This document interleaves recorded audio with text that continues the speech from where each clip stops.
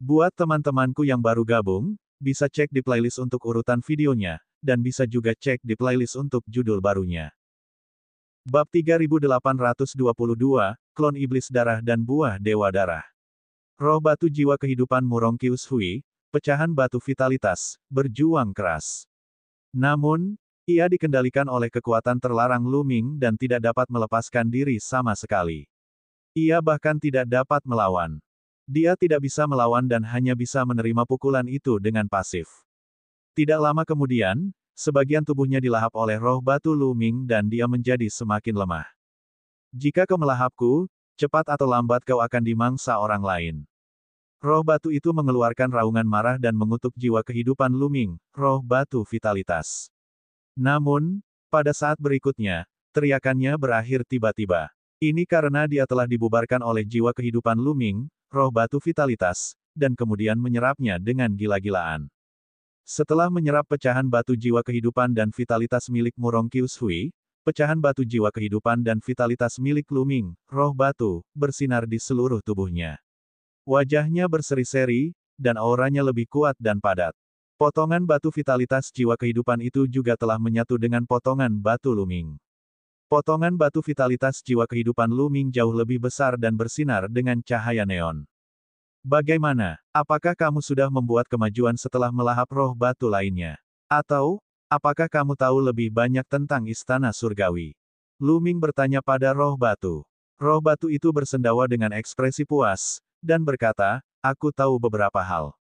Roh kehidupan, istana surgawi, mungkin belum menghilang. Ia masih mengambang di alam semesta yang luas. Selain itu, ada 9 aula roh kehidupan di bawah roh kehidupan, dan aku khawatir mereka belum hancur. Jika kita dapat menemukan roh kehidupan, istana surgawi, dan 9 aula roh gelap, kita akan mendapatkan harta yang tak terbatas. Apa? Istana surgawi dan 9 aula roh kehidupan masih ada di sini? Lu Ming terkejut. Bukankah roh kehidupannya, istana surgawi, dihancurkan oleh istana surgawi? Aku tidak yakin dengan rinciannya. Mungkin saja reruntuhannya masih ada, tetapi para ahli istana surgawi semuanya telah meninggal. Batu roh yang dimaksud ialah batu jiwa kehidupan, batu vitalitas. Lu Ming mengangguk. Itu mungkin saja. Roh kehidupan istana surgawi adalah musuh bebuyutan istana surgawi. Bagaimana istana surgawi dapat mempertahankan roh kehidupan istana surgawi di dunia? Jika demikian, bagaimana mereka dapat mempertahankan posisi mereka sebagai penguasa istana surgawi? Hati Luming membara. Jika roh kehidupan, istana surgawi, dan 9 aula roh kehidupan, masih mengambang di alam semesta, akan menjadi peluang besar jika dia dapat menemukannya. Sebab jika ia dikuasai oleh istana surgawi, ia pasti tidak akan dibiarkan melayang bebas di alam semesta. Kalau mereka melayang di alam semesta, berarti mereka tidak dikendalikan oleh istana surgawi. Lalu, tahukah kau di mana istana surgawi roh kehidupan atau 9 aula roh kehidupan berada? Lu Ming bertanya. Aku tidak tahu. Jawaban roh batu itu sangat lugas, membuat Lu Ming sangat kecewa. Lu Ming menyimpan pecahan batu jiwa kehidupan dan vitalitas. Dia tidak tinggal lama dan segera meninggalkan tempat itu. Beberapa hari kemudian, Lu Ming tiba di planet terpencil dan mulai menunggu. Ini adalah tempat di mana dia dan Ling Yuwei sepakat untuk bertemu. Seperti yang diharapkan, tidak lama kemudian, Ling Yuwei muncul di udara, tampak seperti peri dalam lukisan. Bagaimana? Apakah kamu berhasil? Ling Yuwei bertanya sambil tersenyum. Sebenarnya, ketika dia melihat Lu Ming di sini, dia tahu bahwa dia telah berhasil. Ya, Lu Ming mengangguk dan berkata, pecahan batu vitalitas jiwa kehidupan milik Murongkius Hui telah menyatu dengan milikku. Saat aku mendapatkan pecahan batu vitalitas jiwa kehidupan berikutnya, itu akan menjadi milikmu. Tidak masalah. Ling Yuwei tersenyum, lalu bertanya dengan penuh harap, kau telah menyatu dengan jiwa kehidupan dan pecahan batu vitalitas milik Murongkius Hui. Apakah kau mendapat kabar? Apakah ada kabar tentang istana surgawi? Hampir tidak ada. Lu Ming tidak menyembunyikan apapun dan menceritakan kepadanya informasi yang telah diceritakan oleh roh batu itu. Ling Yuwei juga sedikit kecewa. Selanjutnya, mari kita cari Ming Sue dari ras iblis darah. Kata Ling Yuwei. Sekarang, kau harus memberitahu kami bagaimana kami akan menghadapi Ming Sue, kan? Kau seharusnya punya rencana, kan? Mungkinkah dia masih menggunakan perangkap madu? Lu Ming bertanya. Tentu saja tidak. Ling Yue menggelengkan kepalanya, aku sudah lama mempelajari Ming Sue. Dia jauh lebih sulit dihadapi daripada Murong Qiushui. Tidak mungkin menggunakan perangkap madu karena dia maniak kultivasi. Dia tidak terlalu tertarik pada wanita. Terlebih lagi, kekuatan tempur orang ini sangat kuat. Meskipun dia hanya di level kuaso Emperor, dia berada di peringkat ke-11 dalam daftar 100 kuaso Emperor teratas. Bahkan banyak jenius kuaso Emperor dari 10 ras teratas telah dikalahkan olehnya. Ke-11 dalam 100 teratas kuaso Emperor. Tatapan Lu Ming juga sedikit membeku. Dia pernah bertarung dengan Pangeran Sembilan Ulat Sutra sebelumnya dan tahu betapa mengerikannya dia. Namun, Pangeran Sembilan Ulat Sutra hanya menduduki peringkat ke-49 dalam 100 kaisar semu teratas. Ming Sue, di sisi lain, menduduki peringkat ke-11 dalam daftar 100 kaisar kuasi teratas. Dia jelas berada di puncak para kaisar kuasi di alam semesta, dan kekuatan tempurnya mungkin sangat mengerikan. Sejauh pengetahuan Lu Ming, Ling Yue berada di peringkat ke-16 dalam daftar 100 kaisar semu teratas. Dia mungkin bukan tandingan Ming Sue dalam pertarungan 1 lawan 1. Ini juga alasan mengapa Ling Yue belum bergerak. Sekarang setelah dia mendapatkan bantuan Lu Ming, dia memutuskan untuk mengambil tindakan. Ya, tetapi hal yang paling sulit tentang Ming Sue bukanlah kekuatannya, melainkan kehati-hatiannya. Orang ini mengolah teknik doppelganger iblis darah, yang memungkinkannya mengolah banyak doppelganger. Saat dia berada di alam liar atau saat terjadi sesuatu, doppelganger-nya lah yang bertanggung jawab. Harta karun seperti pecahan batu vitalitas jiwa kehidupan harus dibawa oleh tubuh asli Ming Sue. Bahkan jika aku membunuh doppelganger-nya, aku tidak akan mendapatkan pecahan batu vitalitas jiwa kehidupan. Ling Yue menjelaskan. Lu Ming mengerutkan kening. Jika memang begitu, Ming Sue ini memang sangat sulit dihadapi. Murong Qiushui sama sekali tidak bisa dibandingkan dengannya. Kau pasti punya rencana. Katakan padaku, kata Lu Ming. Aku punya rencana. Langkah pertama dari rencana itu adalah mengeluarkan tubuh Ming Sue. Untuk saat ini, kita hanya punya satu cara untuk melakukannya, yaitu menggunakan buah Dewa Darah. Kata Ling Yue, buah Dewa Darah. Benar sekali. Tubuh Dewa Iblis Darah yang dikultivasikan Sue Ming adalah teknik rahasia yang sangat kuat. Buah Dewa Darah memiliki efek yang sangat menakjubkan dalam mengolah tubuh Dewa Iblis Darah. Faktanya, buah Dewa Darah memiliki efek yang sangat kuat pada orang-orang di jalur darah. Namun, buah Dewa Darah memiliki karakteristik khusus, yaitu harus dikonsumsi dalam waktu singkat setelah dipetik. Jika tidak, khasiat obat dari buah Dewa Darah akan hilang dengan sangat cepat. Oleh karena itu, selama ada berita tentang buah Dewa Darah, tubuh utama Ming Sue pasti akan mengambil tindakan. Bahkan jika dia menggunakan klon untuk mendapatkan buah Dewa Darah, dia tidak akan dapat menyerapnya dalam waktu singkat. Tubuh utamanya harus menyerap dan memurnikannya. Kata Ling Yue. Jadi kamu sudah mendapat kabar tentang buah Dewa Darah. Kata Lu Ming. Benar sekali. Aku sudah menyelidikinya berkali-kali dan memang menemukan berita tentang buah Dewa Darah. Ling Yue mengangguk. Namun, pernahkah kau memikirkan masalahnya? Bahkan jika kita memiliki berita tentang buah Dewa Darah dan mengungkapkan lokasinya, bisakah kita berdua menghadapi Ming Sue? Selama Ming Sue membawa beberapa dewa kaisar tingkat tinggi bersamanya, kita akan mati. Kata Lu Ming. Ya, para jenius ini tidak sendirian. Mereka memiliki perlombaan besar di belakang mereka. Selama Ming Sue membawa sekelompok ahli bersamanya, mereka tidak akan bisa berbuat apa-apa. Bab 3823, Tanah Iblis Bayangan Darah. Jika Ming Sue membawa sekelompok ahli, mereka berdua tidak akan bisa berbuat apa-apa. Kecuali Ling Yue juga membawa sekelompok ahli peri, rencana mereka dan masalah batu vitalitas jiwa akan terbongkar. Oleh karena itu, ini terkait dengan langkah selanjutnya dari rencana tersebut. Ini yang paling penting. Aku telah memurnikan harta karun rahasia selama bertahun-tahun. Dengan konstitusi tubuhku yang istimewa, aku dapat memindahkan seluruh pohon buah Dewa Darah tanpa membiarkan energi buah itu menghilang. Kemudian, aku dapat memindahkan pohon buah Dewa Darah ke tempat yang tidak dapat dimasuki oleh Kaisar Dewa. Dengan cara ini, bahkan jika Sue Ming dapat membawa orang, dia hanya dapat membawa orang pada level Kaisar Semu. Orang pada level Kaisar Semu jelas bukan masalah bagi kita. Ling Yuwei menjelaskan langkah selanjutnya dari rencananya. Lu Ming tidak bisa menahan rasa kagumnya. Rencana Ling Yuwei sangat matang. Dia telah memperhitungkan setiap langkah dan hasilnya sempurna. Jelaslah bahwa Ling Yuwei telah lama berencana untuk berurusan dengan Ming Sue. Wanita ini sangat menakutkan. Lu Ming diam-diam memperingatkan dirinya sendiri dalam hatinya bahwa dia harus berhati-hati saat bekerja dengan wanita ini. Jika dia tidak berhati-hati, dia akan dimangsa oleh pihak lain. Di mana buah Dewa Darah? Di mana kamu ingin menanam pohon buah Dewa Darah? Lu Ming bertanya. Buah Dewa Darah berada di tanah iblis bayangan darah. Tempat terbaik untuk menanamnya adalah di tanah terlupakan Dewa Panik. Tanah terlupakan Dewa Panik adalah peninggalan yang ditinggalkan oleh kekuatan besar di zaman kuno. Ada formasi yang sangat kuat di dalam peninggalan ini. Keberadaan di atas alam Kaisar Surgawi tidak dapat memasukinya, atau mereka akan diserang oleh formasi tersebut. Mereka yang berada di bawah alam Kaisar Surgawi akan baik-baik saja. Kata Ling Yuwei. Lu Ming mengangguk. Faktanya, banyak pasukan memiliki formasi serupa. Hanya yang lemah yang bisa masuk, bukan yang kuat yang telah mencapai tingkat kultivasi tertentu. Ini juga merupakan bentuk perlindungan bagi pasukan mereka sendiri.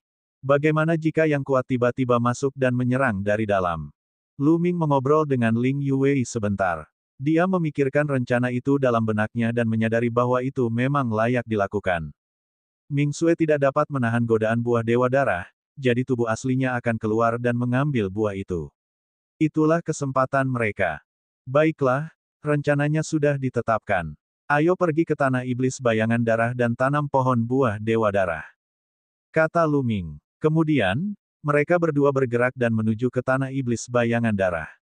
Tanah iblis bayangan darah sebenarnya tidak terlalu jauh dari wilayah yang dikuasai oleh ras iblis darah. Namun, jaraknya sangat jauh dari wilayah yang dikuasai oleh ras berlengan banyak. Bahkan jika ada lubang cacing, masih ada beberapa bagian yang tidak terhubung oleh lubang cacing. Mereka berdua membutuhkan waktu setengah bulan untuk mencapai tanah iblis bayangan darah.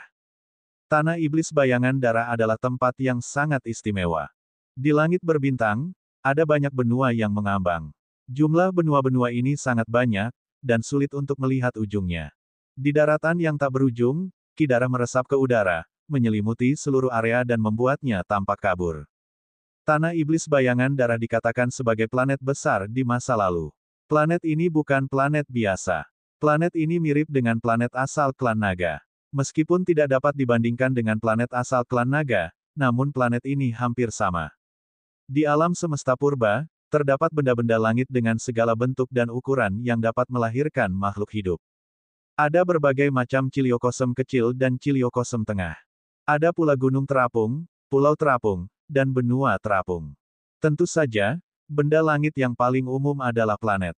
Ada banyak jenis planet, seperti planet kehidupan yang dapat menghasilkan kehidupan, planet sumber daya yang dapat menambang biji, atau menanam obat-obatan dewa, dan beberapa planet terpencil. Planet kehidupan juga dibagi ke dalam beberapa tingkatan. Sebagian besar planet yang dilihat Lu Ming adalah planet biasa. Ada pula planet tingkat tinggi dan planet super di atasnya. Tingkatan tertinggi adalah bintang induk dari berbagai ras. Mereka lahir di awal terbentuknya alam semesta dan telah melahirkan roh-roh dewa primitif, seperti bintang induk ras naga. Adapun tanah iblis bayangan darah, pada awalnya merupakan planet super. Setelah perang super pecah, planet super tersebut hancur, dan terbentuklah tanah iblis bayangan darah. Konon katanya, ada makhluk kuat yang mati di tanah iblis bayangan darah. Darahnya berceceran, tetapi ki darahnya tidak menghilang selama bertahun-tahun yang tak terhitung jumlahnya, yang membentuk tanah iblis bayangan darah. Selain itu, karena ki darah, banyak makhluk jahat lahir di dalamnya. Kamu harus berhati-hati saat masuk nanti. Ling Yuwei mengingatkan. Lu Ming mengangguk. Keduanya terbang ke tanah iblis bayangan darah seperti dua garis cahaya. Begitu mereka memasuki tanah iblis bayangan darah, kabut darah menyerbu ke arah mereka berdua. Kabut itu sangat korosif, dan Ling Yuwei menggunakan kekuatan surgawinya untuk menahannya. Adapun Lu Ming, dia tentu saja tidak perlu mengedarkan kekuatan sucinya. Kulitnya memiliki pertahanan yang kuat dan menghalangi korosi kabut darah. Bunuh, bunuh, bunuh. Selain itu, suara gemuruh terdengar dari dalam kabut darah. Itu seperti suara iblis yang mengguncang jiwa seseorang. Mereka yang memiliki kemauan lemah akan terpengaruh oleh suara setan ini dan menjadi gila, akhirnya terjerumus ke dalam penyimpangan Qi. Namun, Lu Ming dan Ling Yuwei bukanlah orang biasa. Mereka memiliki tekad yang kuat. Suara iblis ini tidak berarti apa-apa bagi mereka. Mereka menangkisnya dengan mudah. Ling Yuwei mengeluarkan peta dan melihatnya. Ada puluhan juta benua yang mengambang di sini. Tanpa peta, menemukan pohon buah Dewa Dara akan seperti mencari jarum dalam tumpukan jerami. Keduanya terbang ke arah yang sama. Gah gah gah. Tiba-tiba, terdengar teriakan aneh. Kemudian, sekelompok besar burung aneh berwarna merah darah bergegas keluar dari sebidang tanah dan menyerang Lu Ming dan Lin Feng. Mereka seperti sinar cahaya merah darah yang tak terhitung jumlahnya. Aku akan melakukannya. Ling Yuwei berteriak. Sebuah busur panjang berwarna hijau giok muncul di tangannya. Ling Yuwei menarik tali busur dan terbentuklah sebuah anak panah berwarna hijau zamrud. Asyik, dia melepaskan tali busurnya, dan anak panah berwarna hijau giok itu melesat bagaikan sambaran petir. Adegan yang mengejutkan pun muncul. Anak panah hijau zamrud itu melesat keluar dan terus terbelah. Satu terbagi menjadi dua, dua terbagi menjadi empat, empat terbagi menjadi delapan, delapan terbagi menjadi 16. Kecepatan pemisahannya sangat cepat. Dalam sekejap, langit dipenuhi anak panah hijau. Ketika anak panah itu mendekati burung-burung aneh itu, langit pun dipenuhi anak panah. Tidak diketahui berapa jumlahnya. Puff! Burung-burung aneh berwarna merah darah yang memenuhi langit terkena anak panah. Mereka tertusuk anak panah dan jatuh ke tanah. Hanya dalam sekejap, burung-burung aneh berwarna darah yang berdesakan rapat itu semuanya terbunuh. Sungguh teknik yang hebat, Lu Ming berseru dalam hatinya. Keterampilan memanah semacam ini sungguh membuat orang terkesima. Ini hanyalah serangan biasa Ling Yuwei. Jika dia menyerang dengan serius, siapa yang tahu seberapa kuat serangannya. Dia menduduki peringkat ke-16 dalam daftar 100 kaisar kuasi dan merupakan kebanggaan surga dalam daftar mutiara. Dia jelas merupakan sosok yang berpengaruh di alam semesta. Meskipun Lu Ming memiliki tubuh yang tabu, dia tidak berani meremehkan para jenius ini. Burung-burung aneh itu semuanya terbunuh, dan mereka berdua terus maju. Setelah itu, mereka berdua diserang oleh segala macam makhluk aneh dari waktu ke waktu. Akan tetapi, makhluk-makhluk ini tidak terlalu kuat dan mudah dibunuh oleh mereka berdua. Keduanya bergantian menyerang dan tak lama kemudian, mereka telah melintasi ratusan benua. Bab 3824 Keras Kepala. Keduanya terus terbang menuju lokasi pohon buah Dewa Darah. Ledakan. Tiba-tiba terdengar suara gemuruh tidak jauh di depan. Sinar cahaya surgawi memancar keluar, disertai suara gemuruh yang aneh. Ada sekelompok orang berjubah merah darah di depannya. Mereka mengepung dan membunuh sekelompok makhluk mirip harimau berwarna merah darah. Dan kawanan harimau berwarna merah darah ini sedang mengelilingi sekuntum bunga berwarna merah darah. Cepat bunuh binatang buas ini. Kita tidak bisa membiarkan binatang buas ini menghancurkan bunga iblis darah. Seorang pria muda berjubah merah darah dengan tengkorak emas tersulam di atasnya memberi perintah. Makhluk hidup yang menyerupai harimau sebagian besar adalah dewa-dewa tingkat ketiga hingga ke-6. Orang-orang berjubah merah ini semuanya adalah dewa-dewa tingkat ke-7 ke atas. Kekuatan tempur mereka jauh lebih kuat. Di bawah serangkaian serangan, makhluk hidup yang menyerupai harimau semuanya terbunuh. Pemuda itu memetik bunga setan darah dengan penuh sukacita. Ayo pergi. Ling Yuwei berkata. Dia tidak ingin menimbulkan masalah lagi dan ingin menghindarinya. Hentikan mereka. Keduanya belum terbang jauh ketika sebuah suara dingin terdengar. Suara itu berasal dari pemuda berjubah darah. Suara mendesing. Dalam sekejap, lebih dari 10 sosok berjubah merah mengelilingi Lu Ming dan rekannya. Pemuda berjubah darah itu berjalan mendekat, matanya terpaku pada Ling Yuwei, sama sekali mengabaikan Lu Ming. Hahaha, aku tidak menyangka akan bertemu dengan wanita cantik seperti dia di tempat seperti ini. Dewa benar-benar berpihak padaku, hahaha. Pemuda berjubah darah itu tertawa dan matanya memancarkan cahaya jahat.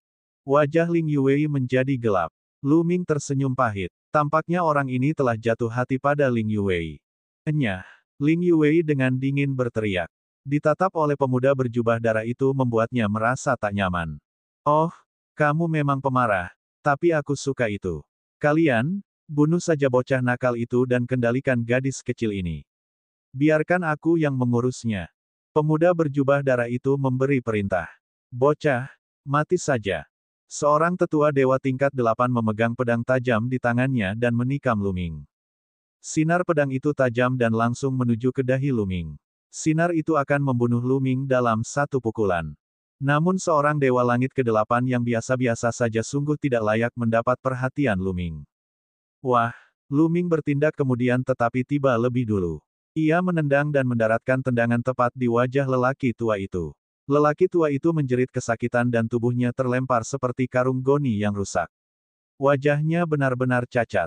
Hah, yang lainnya semua tercengang. Dia tidak menyangka Luming begitu kuat hingga mampu mengalahkan ahli dewa surgawi tingkat ke-8 dalam satu gerakan. Berani sekali kau menyerang orang-orangku. Ayo kita serang bersama dan lumpuhkan bocah nakal ini. Pemuda berjubah darah itu meraung. Ledakan, ledakan, ledakan. Sekitar selusin sosok berjubah merah memancarkan aura kuat saat mereka menerkam ke arah Luming.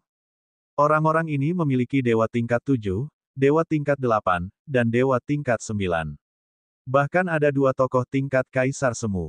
Mata Luming berubah dingin dan hatinya dipenuhi niat membunuh. Karena orang-orang ini tidak tahu apa yang baik bagi mereka, dia tidak keberatan menyuruh mereka pergi. Namun, sebelum Luming sempat bergerak, Ling Yuwei sudah bergerak. Tiba-tiba sebuah anak panah melesat dari tangan Ling Yuwei. Anak panah itu seakan punya pikiran sendiri. Ia bagaikan sambaran petir yang menari-nari di udara. Mengembuskan, mengembuskan, mengembuskan, mengembuskan. Darah berceceran ke segala arah. Lebih dari selusin pria berjubah merah, termasuk pemuda dengan gelembung darah, tertembak oleh anak panah pada saat yang sama. Beberapa dari mereka tertembak di dada, beberapa di bahu, dan pemuda berjubah merah darah tertembak di salah satu matanya. Namun, tidak ada satupun dari mereka yang meninggal. Jelaslah bahwa Ling Yuwei telah berbelas kasih. Sekitar selusin pria berjubah merah menatap Ling Yuwei dengan ketakutan. Kekuatan Ling Yuwei terlalu mengerikan. Lebih dari selusin master, termasuk 2 kaisar semu, terluka dalam sekejap. Cepat tersesat, Ling Yuwei berteriak dengan dingin. Pemuda berjubah darah itu dan yang lainnya segera lari ketakutan. Kau tidak akan membunuh mereka, kata Luming. Tidak ada kebencian yang mendalam di antara kita. Beri mereka kesempatan. Jika ada kesempatan berikutnya, aku tidak akan menunjukkan belas kasihan, kata Ling Yuwei. Luming menggelengkan kepalanya sedikit. Ling Yuwei ini masih memiliki temperamen seorang wanita muda dari ras besar. Dia mungkin tidak memiliki banyak pengalaman. Jika itu Luming, dia tidak akan menunjukkan belas kasihan karena dia sudah bergerak untuk menghindari masalah di masa mendatang. Namun, Luming tidak akan mengejarnya dengan sengaja. Lalu, mereka berdua terus maju. Begitulah, beberapa hari berlalu dan mereka akhirnya mendekati tujuan mereka. Di depan mereka terbentang sebuah benua besar. Kabut darah di benua ini lebih tebal daripada di tempat lain, dan makhluk yang dipeliharanya lebih kuat. Mereka berdua menyembunyikan aura mereka dan menghindari makhluk-makhluk itu, dan tiba di sebuah lembah. Di kedalaman lembah, ki darah memenuhi udara, dan situasi di dalamnya tidak dapat dilihat dengan jelas. Pohon buah dewa darah seharusnya berada di kedalaman lembah ini. Ayo masuk, kata Ling Yuwei. Luming mengangguk dan melangkah ke lembah bersama Ling Yuwei. Dan EBSCP, mengaum-mengaum-mengaum. Tiba-tiba, raungan kemarahan datang dari segala arah, dan tanah bergemuruh seolah-olah ribuan tentara dan kuda sedang menyerang mereka. Monster yang tak terhitung jumlahnya menyerang mereka. Di langit, sekelompok orang berjubah merah darah muncul. Luming mengalihkan pandangannya dan melihat pemuda berlumuran darah dari sebelumnya. Pergilah ke neraka, kalian berdua sampah. Pemuda yang berlumuran darah itu menampakkan ekspresi yang ganas dan niat membunuhnya sedingin pisau. Wajah Ling Yuwei menjadi gelap. Jelaslah bahwa pemuda yang berlumuran darah itu dan yang lainnya telah menggunakan suatu cara untuk menarik monster-monster ini. Tujuan mereka adalah menggunakan kekuatan monster-monster itu untuk membunuh Luming dan yang lainnya. Kamu mencari kematian, Ling Yuwei berteriak dengan dingin. Dia telah menyelamatkan nyawa pihak lain, tetapi pihak lain itu justru datang untuk membunuhnya, yang membuatnya ingin membunuhnya. Asyik. Busur panjang hijau giok muncul kembali, dan anak panah pun melesat keluar. Anak panah berubah menjadi anak panah hijau giok yang tak terhitung jumlahnya, langsung membunuh sejumlah besar monster. Dalam sekejap mata, ribuan monster kuat terbunuh. Sangat kuat. Di langit, ekspresi para pria berjubah merah berubah. Mereka tercengang oleh kekuatan Ling Yuwei. Akan tetapi, mereka tidak takut, karena kali ini ada Kaisar Dewa yang mengikuti mereka. Asyik. Pada saat ini, Lu Ming melonjak ke langit dan bergegas menuju pemuda berjubah darah dan yang lainnya. Dewa tingkat 7 juga berani muncul. Mencari kematian. Pergi dan bunuh dia. Pemuda berjubah darah itu berteriak dingin. Seketika, seorang kaisar semu melangkah keluar dan berubah menjadi cahaya pedang, menyerbu ke arah Lu Ming. Dari sudut pandang mereka, kultivasi tingkat kuasi Kaisar Ling Yuwei adalah ancaman yang lebih besar. Sedangkan Lu Ming, dia hanya dewa tingkat ketujuh. Seberapa besar ancamannya? Seorang kaisar semu seharusnya lebih dari cukup. Ledakan. Lu Ming melayangkan pukulan, yang diarahkan ke kilatan pedang lawannya. Ketika cahaya pedang dan tinju Lu Ming bertabrakan, cahaya pedang itu langsung runtuh. Kekuatan tinju itu tidak berhenti dan terus menghancurkan pihak lain. Pria berjubah darah di alam semi kaisar itu bahkan tidak memiliki kesempatan untuk berteriak sebelum dia meledak di bawah kekuatan tinju Lu Ming yang menghancurkan. Tubuh dan jiwanya hancur. Bagaimana ini mungkin?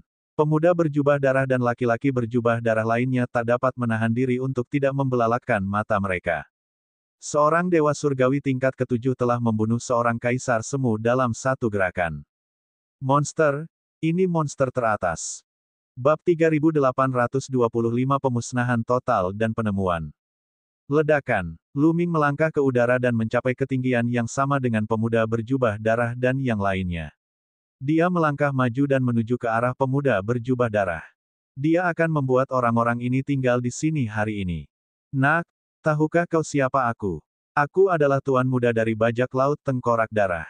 Jika kau berani membunuh orang-orang kami, kau harus menghadapi balas dendam kami yang tak ada habisnya. Pemuda berjubah darah itu meraung. Jadi itu bajak laut kerangka darah. Hati Lu Ming tergerak. Dia tahu tentang kelompok bajak laut ini. Alam semesta purba terlalu luas. Di langit berbintang yang tak terbatas, peluang ada di mana-mana. Hal ini secara alami melahirkan banyak sekali bajak laut antar bintang dan banyak sekali klan bajak laut antar bintang. Namun, sebagian besar tim bajak laut antar bintang tidak cukup kuat untuk menjadi ancaman. Namun, di antara semua tim bajak laut antar bintang, ada beberapa yang sangat kuat. Ini adalah 10 klan bajak laut antar bintang yang terkenal. Kelompok bajak laut antar bintang Lubang Darah adalah salah satu dari 10 kelompok bajak laut antar bintang teratas. 10 klan bajak laut antar bintang teratas sangatlah kuat, sebanding dengan beberapa ras kuat dalam daftar 10.000 ras purba. Ternyata orang-orang di depannya ini adalah salah satu dari 10 perompak luar angkasa teratas. Tidak heran mereka begitu berani dan kejam. Tetapi apakah Lu Ming akan takut? Tentu saja, dia tidak takut. Dia terus melangkah maju, dan kekosongan itu bergetar hebat. Pupil mata pemuda berjubah darah itu mengecil tajam, dan wajahnya berubah. Dia meraung, bunuh ini. Ledakan. Seorang lelaki tua melangkah keluar dari samping pemuda berjubah darah itu. Auranya yang luas sedalam lautan, menekan Lu Ming.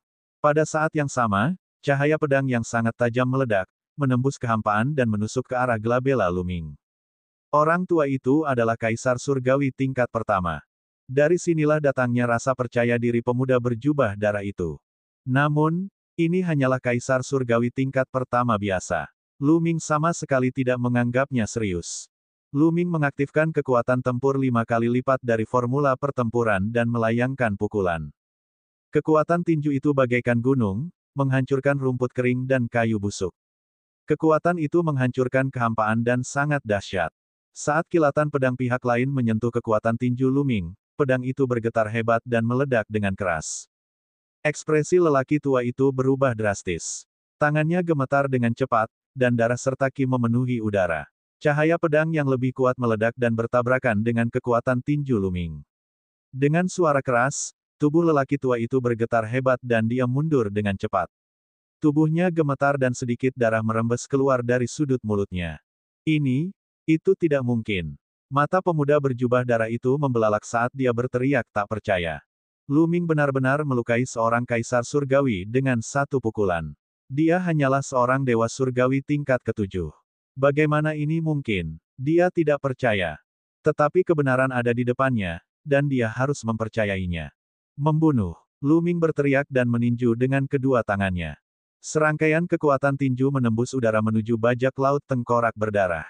Tinju itu melesat dan meledak di udara dengan kecepatan yang mencengangkan. Banyak bajak laut kerangka berdarah berubah menjadi abu sebelum mereka sempat bereaksi. Lu Ming sama sekali tidak menahan diri. Saat dia bergerak, dia telah berencana untuk membuat orang-orang ini tetap tinggal sepenuhnya. Hanya 3 orang yang selamat setelah kekuatan tinju yang sangat besar. 2 kaisar dewa tingkat pertama mundur bersama pemuda berjubah darah. Namun, 2 kaisar dewa tingkat pertama terluka setelah memblokir serangan Lu Ming. Cepat pergi, orang ini monster, cepat pergi. Seorang pria kekar di alam kaisar surgawi berteriak. Suaranya bergetar dan dia tampak ketakutan. Namun, baru saja dia selesai bicara, sebuah anak panah menembus kehampaan dan melesat ke arah orang tersebut. Aduh, pria itu bahkan tidak punya waktu untuk bereaksi sebelum anak panah itu menembus dahinya, menghancurkan jiwanya di lautan kesadarannya. Tentu saja, Ling Yue lah yang telah membunuh seorang kaisar dewa dengan panah. Ayo pergi. Kaisar tua yang tersisa berteriak ketakutan dan mundur bersama pemuda berjubah darah. Namun, Lu Ming melambaikan tangannya dan 3 manik gravitasi terbang keluar. Tekanan kuat menyelimuti kekosongan. Ah! Pemuda yang berlumuran darah itu sama sekali tidak mampu menahan gravitasi yang begitu dahsyat. Ia tertimpa gravitasi dan tewas di tempat. Sang tetua kaisar surgawi juga terluka parah dan memuntahkan seteguk darah. Gravitasi 3 manik gravitasi meledak bersamaan, sungguh mengerikan. Ah! Kau telah membunuh tuan muda. Bajak laut tengkorak berdarah pasti akan membalas dendam. Tunggu saja, kau akan berakhir dalam keadaan yang sangat menyedihkan. Penatua berjubah darah itu mengeluarkan raungan putus asa. Asyik, sosok Lu Ming bagaikan hantu, muncul di hadapan lelaki tua itu. Ia melayangkan pukulan, dan lelaki tua itu menjerit kesakitan. Tubuhnya tercabik-cabik dan ia pun tewas di tempat. Lu Ming dan Ling Yue telah memusnahkan semua ahli dari tim bajak laut tengkorak yang berdarah. Lu Ming berdiri tinggi di langit dan menyapu pandangannya ke seluruh area. Dia menyadari bahwa semua monster telah dibunuh oleh Ling Yue. Lu Ming diam-diam terkejut. Ling Yue memang menduduki peringkat ke-16 dalam daftar 100 kaisar semu teratas. Kekuatan tempurnya sangat mengerikan. Dia mungkin jauh lebih kuat dari Pangeran 9 Ulat Sutra. Jika Lu Ming tidak mengandalkan Qiu-Qiu sekarang, bahkan jika dia menggunakan seluruh kekuatannya, dia tidak akan menjadi tandingan Ling Yue. Ayo masuk, kata Ling Yue. Lu Ming mengangguk tanpa suara, lalu mereka berdua terbang menuju lembah. Lembah ini sangat besar, sangat lebar, dan sangat dalam. Kabut darahnya sangat tebal.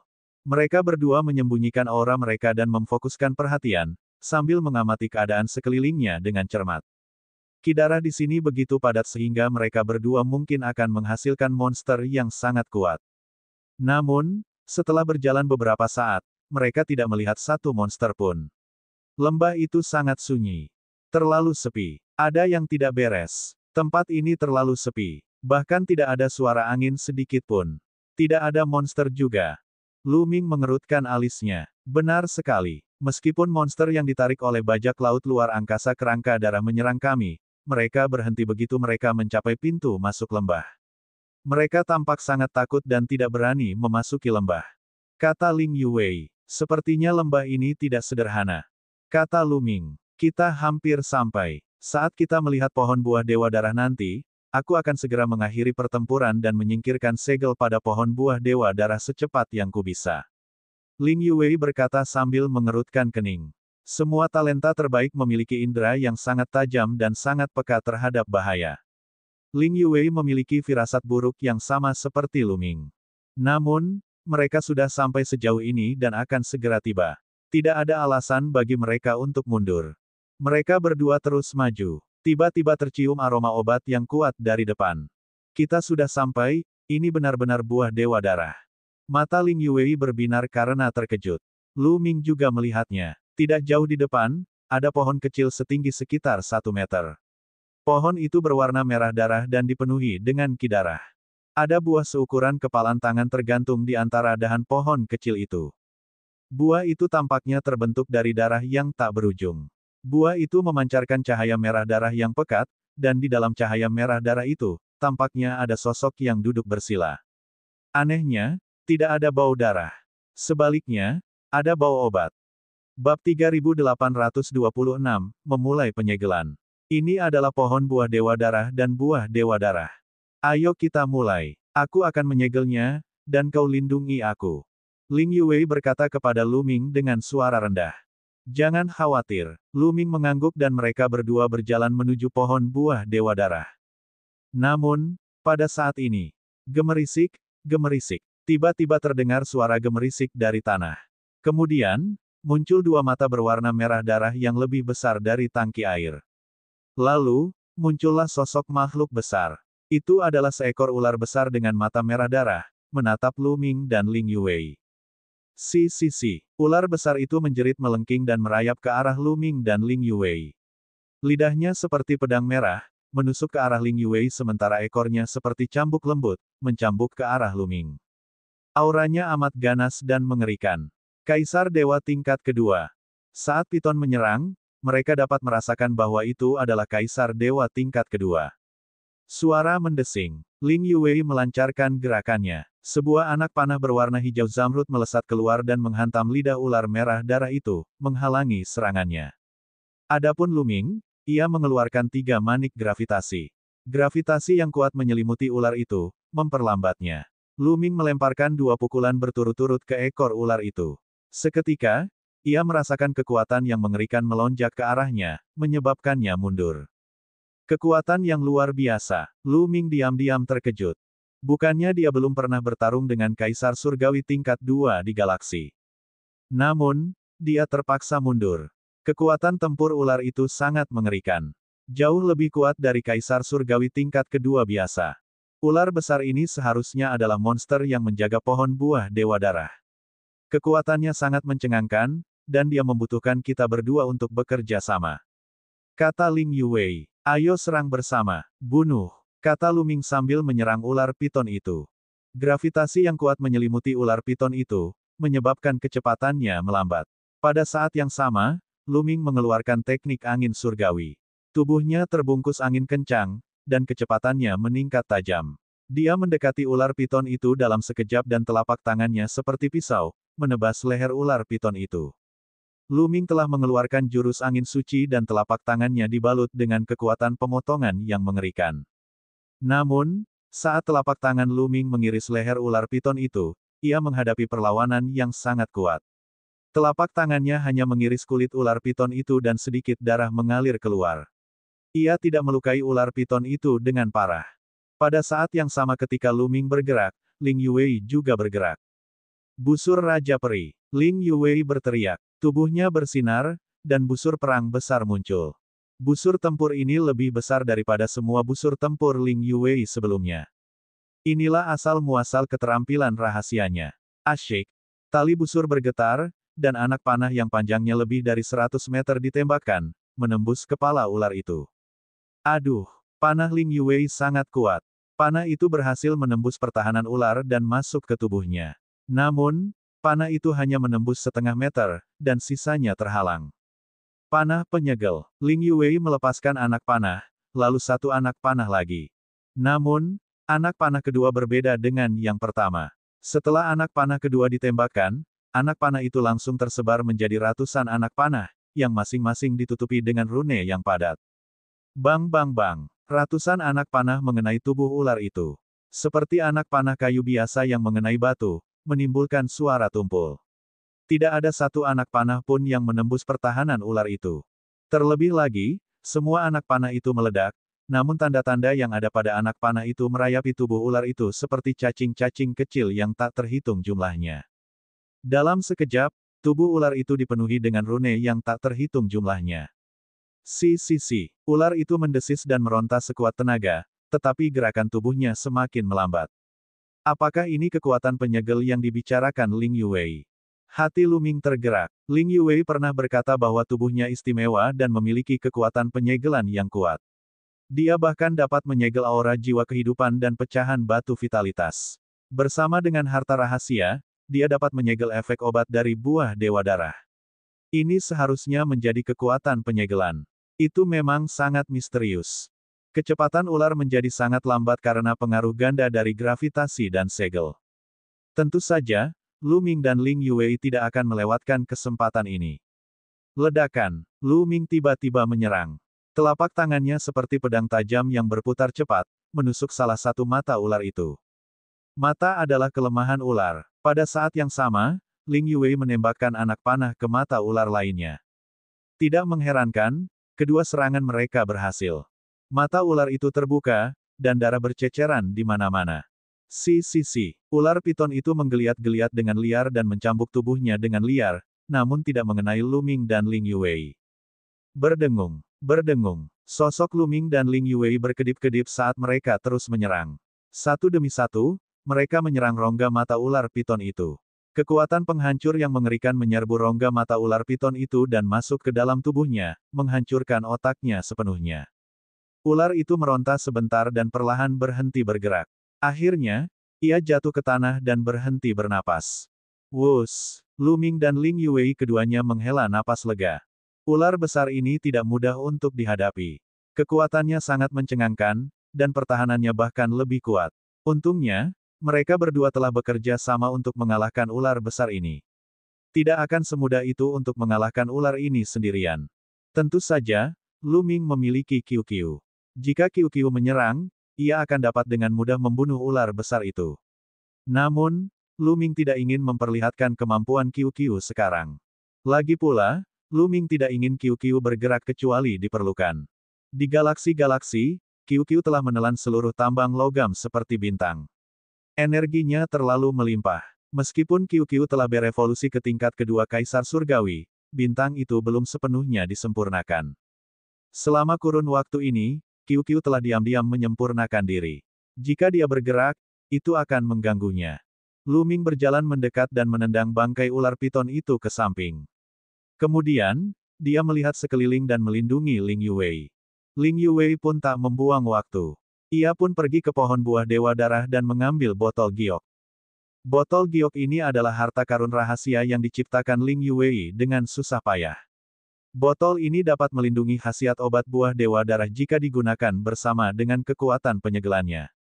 Tanpa kekuatan penyegelannya, keterampilan rahasia ini sendiri tidak akan berguna. Ling Yue meletakkan botol giok di samping pohon buah Dewa Darah dan tubuhnya mulai memancarkan cahaya aneh. Lu Ming tampaknya melihat rune-rune kecil yang tak terhitung jumlahnya muncul di permukaan tubuh Ling Yue. Kemudian, rune-rune itu merangkak di sepanjang telapak tangan Ling Yue menuju pohon buah Dewa Darah. Dengan sangat cepat, pohon buah Dewa Darah ditutupi dengan tanda-tanda kecil. Wus! Tangan Ling Yue terus membentuk segel saat dia mengendalikan lebih banyak rune untuk merangkak menuju pohon buah Dewa Darah. Buah Dewa Darah dirawat secara khusus. Pada saat ini, perubahan mendadak terjadi. Bab 3827, Ular Piton yang Mengerikan. Tepat saat Ling Yue menyegel pohon buah Dewa Darah dengan sekuat tenaga dan menggerakkan pohon buah Dewa Darah, perubahan tiba-tiba terjadi. Di kedalaman ngarai, ki darah kental tiba-tiba muncul.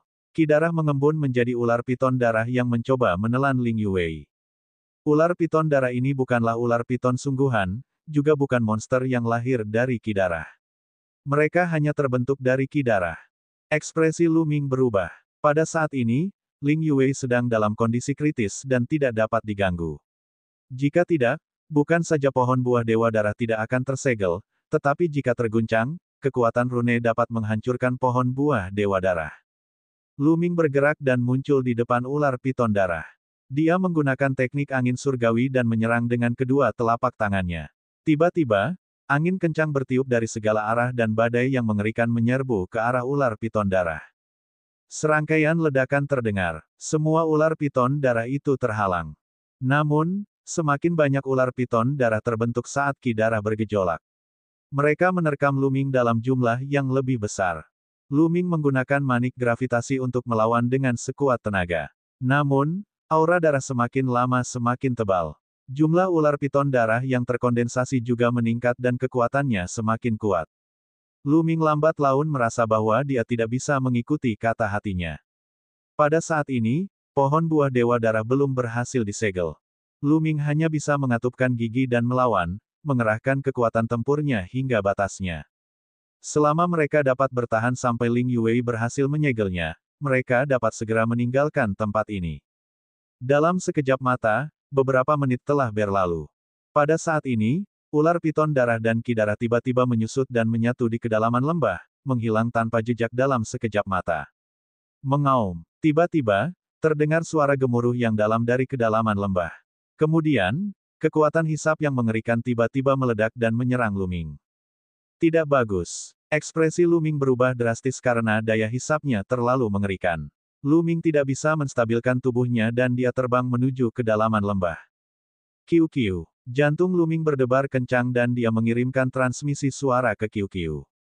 Dia hanya bisa mengganggu Kiu-kiu saat ini. Di pergelangan tangannya, Kiu-kiu menggeliat cepat dan berubah menjadi tombak perak panjang. Lu Ming berteriak dan menusukkan tombak itu ke kedalaman lembah. Cahaya tombak bulan menerobos ke kedalaman lembah, tetapi itu seperti batu yang tenggelam ke laut. Itu tidak menyebabkan cipratan sama sekali. Lu Ming terus mengikuti kekuatan besar itu dan terbang menuju lembah. Kiu-kiu melesat keluar dengan sekuat tenaga, ingin segera keluar, tetapi sia-sia. Daya hisap ini terlalu mengerikan.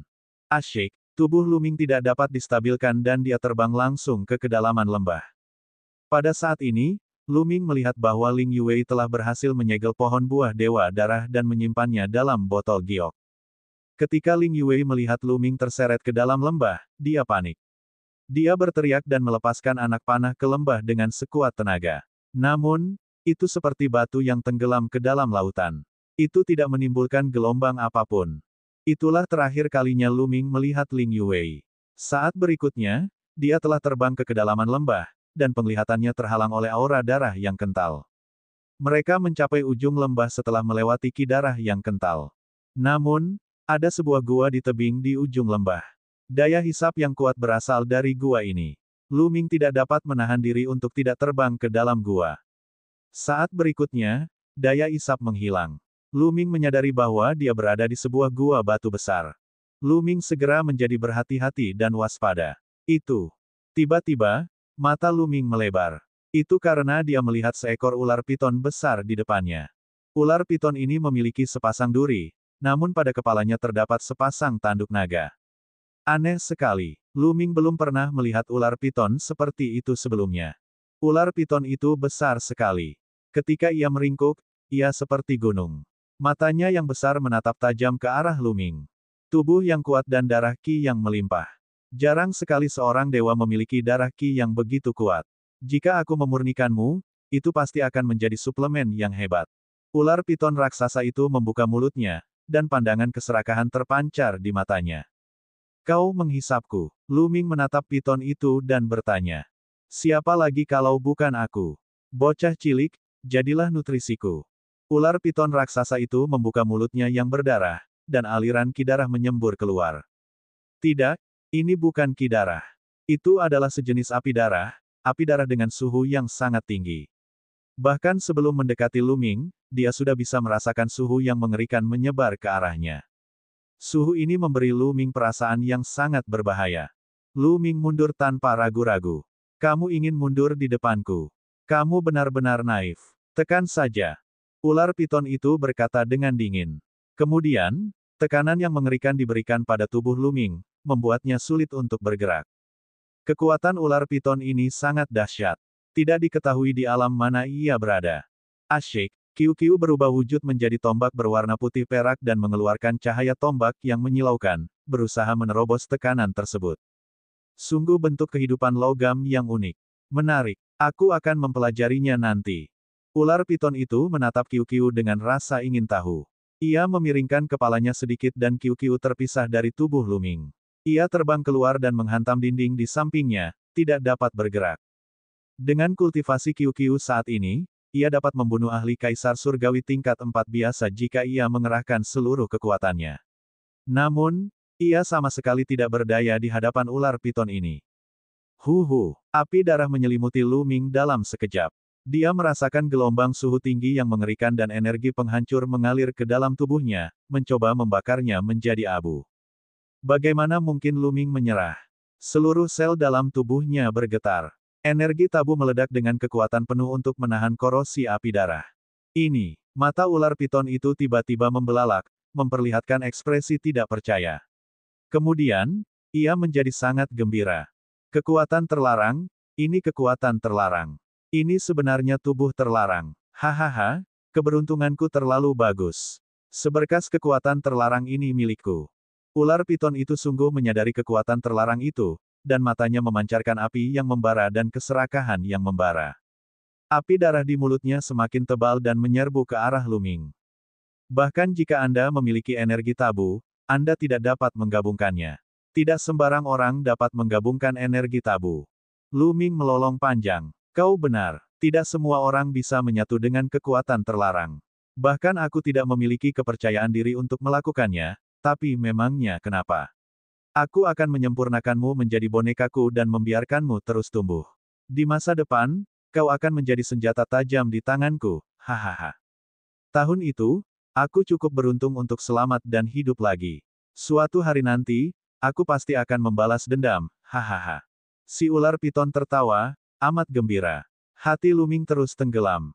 Kekuatan ular piton ini sungguh mengerikan, dan dia tidak tahu dari mana asalnya. Dikatakan bahwa tanah iblis bayangan darah lahir dari darah makhluk yang kuat. Mungkinkah ular piton ini adalah makhluk mengerikan yang telah menumpahkan darah? Bab 3828, Lengan yang terulur dari peti mati. Cici. Api darah menyelimuti Lu Ming dan membakarnya terus-menerus. Dari dalam hingga luar, setiap tempat dipenuhi api darah. Lu Ming mengerahkan seluruh kekuatannya untuk melawannya dengan energi tabu. Dengan cara ini, potensi yang tersimpan dalam sel-sel Lu Ming semuanya diaktifkan sekaligus. Lu Ming merasakan ada energi kuat yang mengalir deras di setiap sel. Potensi yang disimpannya langsung habis dalam sekejap. Ledakan. Di bawah ledakan potensi ini, aura di tubuh Lu Ming tiba-tiba melonjak. Dia telah berhasil menerobos. Di bawah tekanan api darah yang mengerikan, potensi Lu Ming langsung meledak. Kultivasi Lu Ming juga langsung menembus dari tingkat ke-7 Dewa Surgawi ke tingkat ke-8 Dewa Surgawi sekaligus, sangat meningkatkan kekuatannya. Sayangnya, piton ini terlalu kuat. Itu bukan sesuatu yang bisa diatasi dengan terobosan satu level. Bahkan jika Lu Ming telah menembus ke tingkat ke-8 Dewa Langit, dia tidak bisa bergerak sama sekali. Dia hanya bisa bertahan sedikit lebih lama. Kau sudah berhasil. Luar biasa, luar biasa. Apakah ini tubuh terlarang? Dalam situasi berbahaya seperti itu, potensinya terstimulasi dan dia berhasil menembus kultivasinya. Bagus, hahaha. Sang ular piton tertawa, dan keserakahan di matanya menjadi semakin kuat. Dia tidak sabar untuk mendapatkan Lu Ming. Tidak ada cara lain. Kita hanya bisa mengandalkan peti mati tembaga ungu. Lu Ming punya pikiran. Kecuali itu adalah pilihan terakhir, Lu Ming benar-benar tidak ingin menyentuh peti mati tembaga ungu. Seiring meningkatnya level kultivasinya, dia merasa bahwa peti mati tembaga ungu semakin jahat dan berbahaya. Hal ini bagaikan pedang bermata dua. Jika dia tidak berhati-hati, dia akan mati. Tetapi sekarang, dia tidak punya pilihan selain menggunakannya. Bahkan jika dia benar-benar akan mati, dia tidak tega membiarkan ular piton ini lolos begitu saja. Dengan sebuah pikiran, peti mati tembaga ungu itu muncul. Ini, mata si ular piton terpaku pada peti mati tembaga ungu. Dengan kultivasinya, indera spiritualnya juga sangat tajam. Secara naluriah dia merasa bahwa peti mati tembaga ungu itu sangat menakutkan. Oleh karena itu, ular piton itu langsung menyerang. Ekornya melesat di udara dan menuju ke arah peti mati perunggu ungu itu. Kaca, terdengar suara logam bergesekan satu sama lain, dan tutup peti mati tembaga ungu itu terbuka sedikit. Lu Ming terkejut. Bukan dia yang membuka peti mati tembaga ungu itu. Tutup peti mati itu terbuka dengan sendirinya. Hanya retakan kecil dan aura mengerikan menyebar. Ketika Lu Ming masih sangat lemah, dia hanya merasakan aura ini sangat menakutkan. Aura ini tidak dapat ditolak dan sulit untuk dilawan. Sekarang, Lu Ming jauh lebih kuat dari sebelumnya. Namun, ketika dia menghadapi kekuatan ini, dia masih merasa bahwa itu tak tertahankan, sulit untuk dilawan, dan sangat menakutkan. Pupil mata piton mengecil dengan cepat, menampakkan ekspresi ketakutan. Kaca, suara logam yang bergesekan satu sama lain terus berlanjut. Tutup peti mati tembaga ungu itu terbuka lebih lebar lagi. Ledakan. Aura yang lebih mengerikan meledak, mengguncang langit dan bumi. Seolah-olah ada makhluk hidup yang sangat menakutkan yang akan keluar dari peti mati perunggu ungu. Api darah di tubuh Luming menghilang tanpa jejak setelah tersapu oleh aura ini. Tubuh Luming kembali normal. Ular piton itu sangat ketakutan sehingga pupil matanya mengecil. Ia mundur ke belakang dan meraung, apa sebenarnya yang ada di dalam peti matimu? Apa-apaan itu? Namun, sebelum piton bisa mundur cukup jauh, sebuah perubahan terjadi. Sebuah lengan tiba-tiba terjulur keluar dari peti mati tembaga ungu. Lengannya ditutupi sisik hijau dan tampak ganas dan mengerikan. Pada awalnya, lengannya hanya sebesar lengan orang normal, namun setelah diulurkan, lengannya membesar dengan cepat. Terlebih lagi, ada rantai yang melilit lengannya. Salah satu ujungnya melilit lengannya, dan ujung lainnya masuk ke dalam peti mati tembaga ungu. Klang-klang-klang. Rantai besi itu bergetar, dan lengannya mengembang.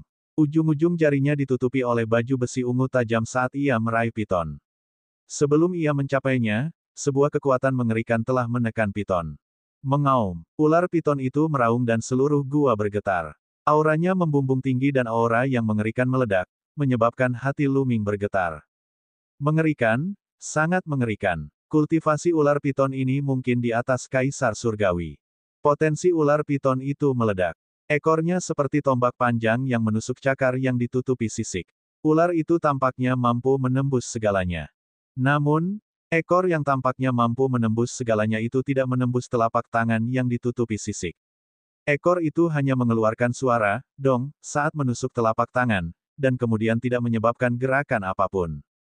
Sebaliknya, ia mengulurkan tangan dan mencengkeram ekor ular piton itu. Hal ini menyebabkan ular piton itu menjadi sangat ketakutan. Ia menggeliat sekuat tenaga dan menyemburkan cahaya suci dari mulutnya, melesatkannya ke arah lengan bersisik itu. Serangan ini sangat mengerikan. Jika terjadi di dunia luar, serangan ini dapat menghancurkan sebagian besar langit berbintang dan planet yang tak terhitung jumlahnya. Namun, serangan itu sama sekali tidak berguna saat mendarat di lengan yang tertutup sisik. Serangan itu bahkan tidak berhasil menghancurkan satu sisik pun. Lengan bersisik itu mencengkeram ekor ular piton dan menggoyangkannya pelan. Kaca-kaca, seperti cambuk, seluruh tubuh ular piton itu mulai bergetar, tulang-tulangnya retak dan pecah menjadi puluhan bagian. Tubuh besar ular piton itu menjadi lemas, tidak dapat mengerahkan tenaga apapun. Tubuhnya benar-benar seperti cambuk yang lembut. Lengan yang ditutupi sisik itu tiba-tiba membesar dan mencengkeram seluruh tubuh ular piton itu.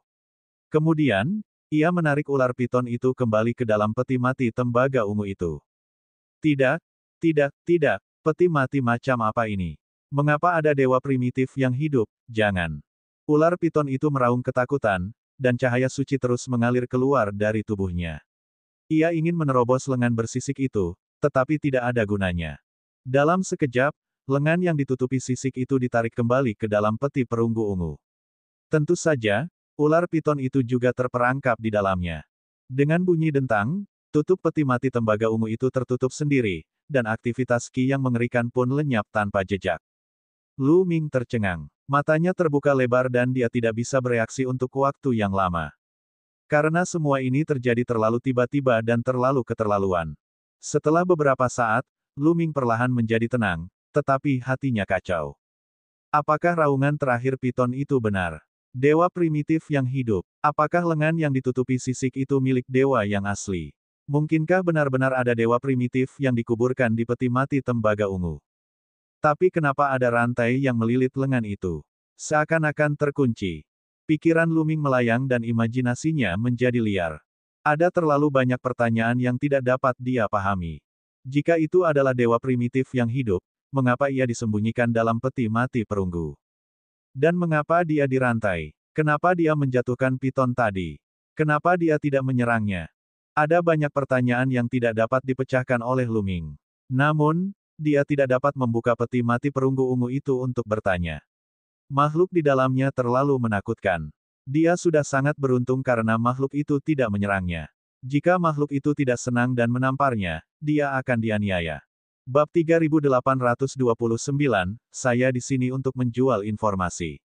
Setelah memikirkan masalah peti mati perunggu ungu itu selama beberapa saat, dia masih belum menemukan jawabannya. Lu Ming menggelengkan kepalanya dan menyingkirkan masalah ini dari benaknya. Karena dia tidak dapat menemukan jawabannya, dia tidak mau repot-repot memikirkannya. Aku akan memikirkannya setelah kultivasiku membaik. Setidaknya, krisis tadi sudah teratasi, kan? Terlebih lagi, kultivasi Lu Ming telah menembus level ini hanya dalam sekali jalan. Lu Ming merasakan tubuhnya dipenuhi dengan energi yang kuat. Seolah-olah dia memiliki kekuatan yang tak ada habisnya. Setiap gerakannya dapat menghancurkan kehampaan. Kali ini, itu adalah berkah tersembunyi. Kultivasinya telah melangkah ke alam dewa surgawi tingkat 8. Kekuatan tempur Lu Ming telah meningkat pesat. Sebelumnya, saat menghadapi Ling Yue sendirian, dia tidak percaya diri. Namun, sekarang, dia jauh lebih percaya diri. Namun, potensi yang tersimpan dalam sel-sel saya telah habis. Saya perlu mengisinya kembali. Saat memikirkan hal ini, Lu Ming tidak terburu-buru untuk keluar. Sebaliknya, dia mengeluarkan manik-manik tulang dan mulai menyerapnya. Bagaimanapun, energi dalam manik-manik tulang ini sangat murni, dan kecepatan penyerapan serta penyempurnaannya sangat cepat. Lu Ming telah memurnikan 2 manik tulang dalam 2 hari. Namun, seiring dengan peningkatan kultivasinya, potensi yang dapat disimpan dalam selnya telah meningkat. 2 manik tulang hanya menyimpan 50% potensi. 50% potensi sudah cukup untuk saat ini. Lu Ming tidak melanjutkan pemurnian dan mengakhiri kultivasinya. Dia berjalan di sekitar gua tetapi tidak menemukan apapun. Dia kemudian pergi. Ketika Lu Ming kembali ke tempat buah Dewa Darah berada, dia tidak dapat menemukan jejak Ling Yue. Apakah Ling Yue pergi sendirian untuk berurusan dengan Ming Sue? Lu Ming tampak termenung. Ia tidak menduga kalau Ling Yue yang merencanakan sehingga ia ditelan oleh ular piton itu. Ling Yue kemungkinan besar juga tidak menyadari hal ini. Tidak ada gunanya baginya untuk membunuh Lu Ming dengan bantuan piton. Lu Ming memiliki 2 pecahan batu vitalitas jiwa kehidupan padanya. Tanpa mereka, bagaimana Ling Yue akan menemukan harta karun istana surgawi? Lu Ming menduga bahwa Ling Yue kemungkinan besar tidak mengetahuinya. Lu Ming berjalan keluar dari lembah. Yang mengejutkannya, dia melihat sesosok tubuh saat dia meninggalkan lembah. Itu adalah Ling Yue. Mu Yun, kamu baik-baik saja. Melihat Lu Ming, Ling Yue sangat gembira dan terbang tergesa-gesa. Ada apa? Kamu begitu peduli padaku. Jangan bilang kalau kamu benar-benar mencintaiku. Lu Ming bercanda. Setelah mengatakan itu, Lu Ming berharap bisa menamparkan mulutnya sendiri. Mulutnya ini terus-menerus mengeluarkan omong kosong. Omong kosong apa yang kau bicarakan? Aku hanya khawatir tentang jiwa kehidupan dan pecahan batu vitalitasku. Jangan terlalu banyak berpikir. Ling Yue memutar matanya ke arah Lu Ming dan mendengus dingin. Itu bagus. Lu Ming berkata tergesa-gesa. Apa maksudnya ini? Ling Yue melotot padanya. Aku tidak bermaksud apa-apa. Ngomong-ngomong, bagaimana kau bisa mendapatkan berita tentang pohon buah Dewa Darah? Lu Ming segera mengganti topik pembicaraan. Tentu saja, aku sudah mengirim seseorang untuk menanyakannya. Kata Ling Yue. Sepertinya ada yang mencoba menjebakmu. Kata Lu Ming. Mu Yun, apa yang terjadi di kedalaman lembahmu? Ling Yue bertanya. Ada kehidupan yang mengerikan di dalam. Lu Ming bercerita kepadanya tentang ular piton di kedalaman lembah. Tentu saja, dia tidak membahas peti mati perunggu ungu dan hanya mengatakan bahwa dia lolos karena keberuntungan. Ling Yue tentu saja tidak percaya bahwa itu adalah keberuntungan. Namun, dia tahu bahwa itu adalah rahasia Lu Ming dan tidak menyelidiki lebih jauh. Wajah Ling Yue menjadi gelap. Memang ada seseorang yang mencoba menjebaknya. Apakah orang yang tahu tentang pohon buah Dewa Darah tidak tahu bahwa ada kehidupan yang mengerikan di kedalaman lembah? Karena dia tahu, mengapa dia tidak memberitahunya? Jika Lu Ming tidak ada di sini dan dia datang sendirian, konsekuensinya tidak akan terbayangkan. Sepertinya seseorang di sampingku telah berubah pikiran. Sepertinya aku harus kembali dan menyelesaikannya. Ling Yue berkata dengan dingin, matanya memancarkan cahaya dingin. Lu Ming tidak mengatakan apa-apa lagi. Ini adalah masalah pribadi Ling Yue. Mengenai bagaimana dia akan mengatur ulang dirinya di masa depan, dia tidak peduli. Kali ini mereka telah mencapai tujuan mereka dan memperoleh pohon buah Dewa Darah. Langkah selanjutnya adalah memindahkan pohon itu dan memikat Sue Ming. Seketika itu juga mereka meninggalkan tanah iblis bayangan darah dan menuju ke Dewa Panik yang hilang. Setelah lebih dari 10 hari, mereka tiba di pinggiran reruntuhan yang panik. Reruntuhan yang panik sebenarnya adalah sebuah galaksi. Di masa lalu, itu adalah wilayah inti dari kekuatan yang kuat. Namun, kekuatan ini dihancurkan kemudian, tetapi wilayah mereka tertinggal. Ada formasi yang sangat kuat di galaksi ini. Bahkan setelah waktu yang lama, formasi itu masih sangat kuat sehingga mencegah siapapun di atas level Kaisar Surgawi untuk masuk. Jika eksistensi di atas tingkat Dewa Kaisar masuk, itu akan memicu seluruh formasi dan melancarkan serangan. Mereka yang berada di bawah tingkat Kaisar Dewa tidak akan melakukannya. Ini adalah tempat terbaik untuk berurusan dengan Ming Sue. Dalam sekejap, mereka berdua memasuki reruntuhan yang panik. Setelah beberapa saat, mereka berhenti di sebuah planet. Mari kita lakukan di sini. Tempat ini telah mengalami pertempuran hebat dan darah para ahli telah tersebar di sini. Ki darah di sini padat dan merupakan tempat yang baik untuk menanam pohon buah Dewa Darah. Kata Ling Yuwei. Lu Ming mengangguk. Dia tidak keberatan. Selanjutnya, Ling Yuwei memindahkan dan mengeluarkan pohon buah Dewa Darah dari botol giok. Kemudian, dia melepaskan segel dan menanamnya di baskom dengan ki darah yang padat. Kemudian, mereka mengeluarkan jimat giok dan mencatat rute menuju tempat ini, membentuk peta bintang. Siapa di antara kita yang akan membocorkan berita itu ke Ming Sue? Kata Ling Yuwei. Aku pergi. Kata Lu Ming. Ling Yuwei mengangguk dan menyerahkan jimat giok kepada Lu Ming. Mereka berdua membagi tugas. Lu Ming bertugas membocorkan berita sementara Ling Yuwei bertugas menjaga tempat itu. Lu Ming tidak berhenti. Dia meninggalkan tanah panik yang hilang dan menuju ke wilayah ras iblis darah. Planet Langit Darah adalah planet terkenal di wilayah ras iblis darah. Planet ini kaya akan ki surgawi dan sangat makmur. Yang terpenting, planet ini berada di bawah kendali Ming Sue. Ling Yuwei telah mengetahui latar belakang Ming Sue, jadi berita tentang buah Dewa Darah harus dibocorkan ke bawahan langsung Ming Sue. Dengan cara ini, berita itu akan sampai ke Ming Sue secepat mungkin. Lu Ming berjalan memasuki toko terbesar di planet Langit Darah. Toko ini pastinya dibuka oleh garis keturunan langsung Ming Sue. Tuan muda, ada yang bisa saya bantu? Seorang wanita muda berjubah merah darah berjalan mendekat. Lu Ming mengamati dengan indera spiritualnya dan dapat mengetahui bahwa wanita muda ini memiliki kultivasi alam dewa surgawi. Dia tidak dapat menahan diri untuk tidak mendesah. Ras iblis darah memang merupakan klan yang besar. Mereka sangat kuat. Bahkan seorang asisten toko biasa memiliki kultivasi alam dewa surgawi. Saya di sini untuk menjual sesuatu.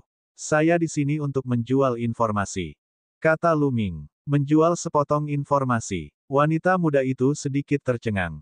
Ada banyak orang yang datang untuk membeli atau menjual harta karun, tetapi ini adalah pertama kalinya dia mendengar ada orang yang datang untuk menjual informasi. Maaf, Tuan Muda, kami tidak membeli informasi di sini. Kata wanita muda itu. Jangan terburu-buru menolakku. Ming Sue pasti akan sangat tertarik dengan informasiku. Lu Ming berkata sambil tersenyum. Bab 3830, Membudidayakan Teknik Penghancuran Besar. Lu Ming tersenyum dan diam-diam menyampaikan pesan kepada asisten toko wanita muda itu, ini informasi mengenai buah Dewa Darah. Apakah kalian membelinya? Tubuh halus wanita muda itu bergetar, dan seberkas cahaya melintas di matanya. Dia juga seorang kultivator Dao Darah, jadi dia tentu tahu betapa pentingnya buah Dewa Darah bagi seorang kultivator Dao Darah. Namun, buah Dewa Darah terlalu langka. Buah ini termasuk dalam kategori buah yang tidak dapat dibeli meskipun seseorang punya uang. Pada saat yang sama, dia juga tahu bahwa gurunya, Ming Sue, yang mengolah tubuh Dewa Iblis Darah, juga sangat menginginkan buah Dewa Darah.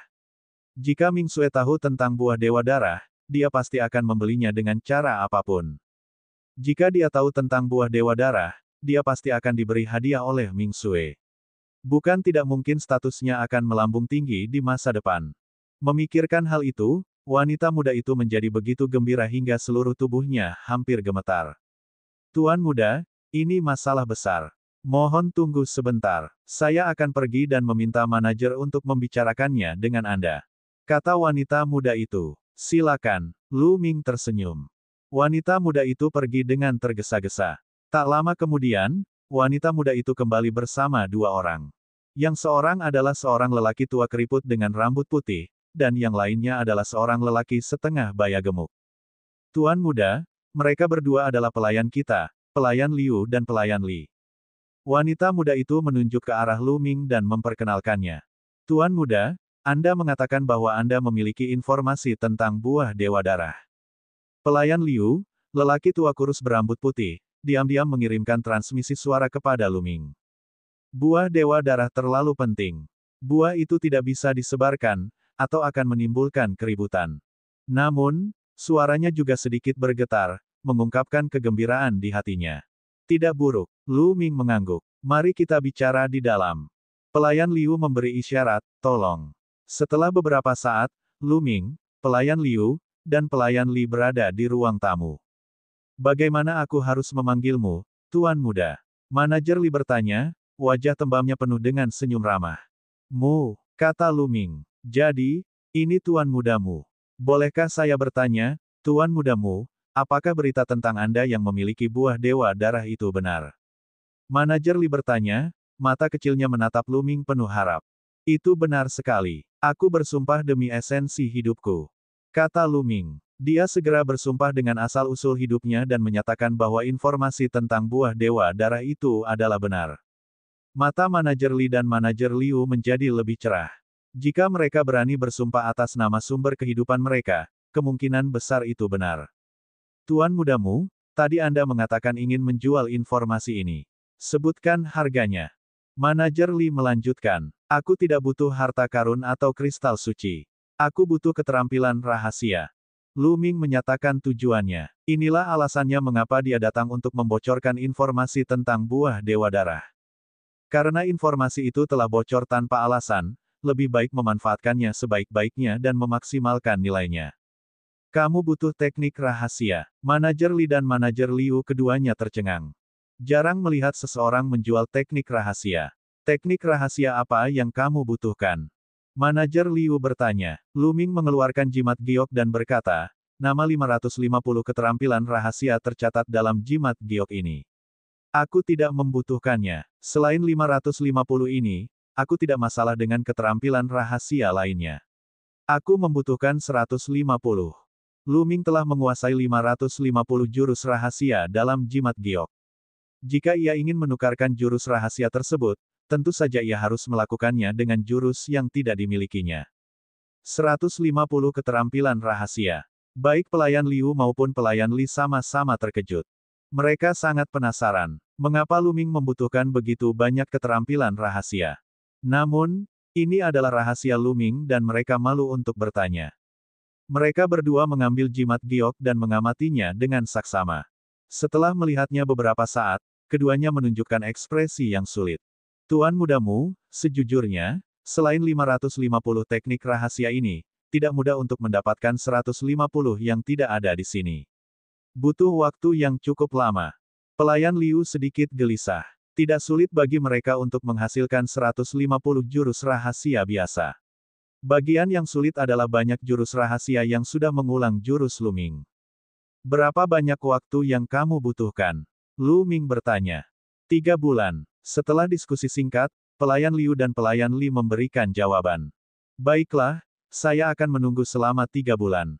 Saya akan kembali dalam 3 bulan. Setelah Lu Ming selesai berbicara, dia berdiri dan menangkupkan tinjunya sebelum pergi dengan langkah besar. Setelah menyaksikan Lu Ming pergi, pelayan Liu dan pelayan Li saling bertukar pandang dan bergumam satu sama lain. Pria ini benar-benar memiliki informasi tentang buah Dewa Darah. Jika Tuan Muda Sueming mengetahuinya, dia akan sangat gembira. Kita semua akan diberi hadiah. Namun, tidak mudah untuk mengumpulkan 150 keterampilan rahasia. Apakah menurutmu kita harus mengirim orang untuk membunuh pria ini secara diam-diam dan mendapatkan informasi tentang buah Dewa Darah?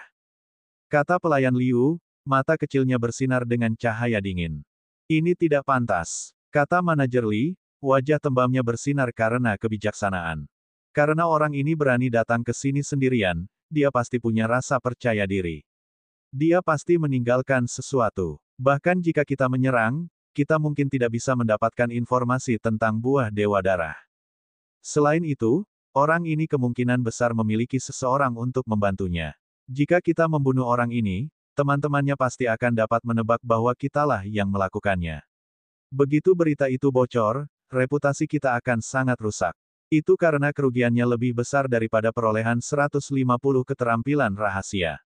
Manajer Li melanjutkan. Ketika manajer Li mendengar ini, dia mengangguk pelan dan berkata, itu masuk akal. Mari kita mulai mempersiapkan 150 keterampilan rahasia sesegera mungkin. Tentu saja, Lu Ming tidak menyadari percakapan antara manajer Li dan manajer Liu. Dia telah meninggalkan planet Blood Sky sejak lama dan terus mengubah arahnya di sepanjang jalan. Dia kemudian tiba di sebuah planet terpencil. Dia mengirim pesan kepada Ling Yuwei dan memintanya untuk menunggu selama beberapa bulan. Kemudian, Lu Ming mulai berkultivasi dalam pengasingan. Lu Ming tidak ingin menyia-nyiakan 3 bulan itu. Dia mulai mengolah seni pemisahan utama. Jika dia berhasil mengolah teknik penghancuran besar, kekuatan tempurnya niscaya akan naik ke tingkat lain. 3.000 keterampilan rahasia kuno sangat sulit untuk dikembangkan. Lu Ming memiliki beberapa pengalaman dengan teknik angin surgawi. Namun, masih sangat sulit untuk mengolahnya.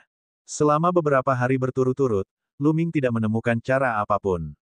Waktu berlalu hari demi hari. 10 hari, 20 hari, sebulan. Dalam sekejap mata, 3 bulan telah berlalu. Setelah 3 bulan, Lu Ming akhirnya menemukan jalannya. Wah, telapak tangan Lu Ming mengenai batu besi hitam seukuran tangki air, tetapi batu besi hitam itu tidak bergerak sama sekali. Ketika Lu Ming menggerakkan telapak tangannya, terjadi retakan dan pecahan batu besi hitam berubah menjadi batu-batu kecil seukuran kepalan tangan. Batu-batu itu sangat rapi dan berukuran sama. Masih ada jalan panjang sebelum aku bisa memasuki dasar-dasarnya. Lu Ming mendesah. Meskipun dia telah menyentuh pintu teknik penghancuran besar, dia masih jauh dari level pemula. Kalau saja dia mempelajari dasar-dasarnya, dengan satu pukulan telapak tangan, batu besi hitam itu tidak akan hancur menjadi batu seukuran kepalan tangan, melainkan menjadi abu. Akan tetapi, meski dia hanya tahu sedikit, itu masih dapat sedikit meningkatkan kekuatan serangannya jika dikombinasikan dengan serangan Lu Ming.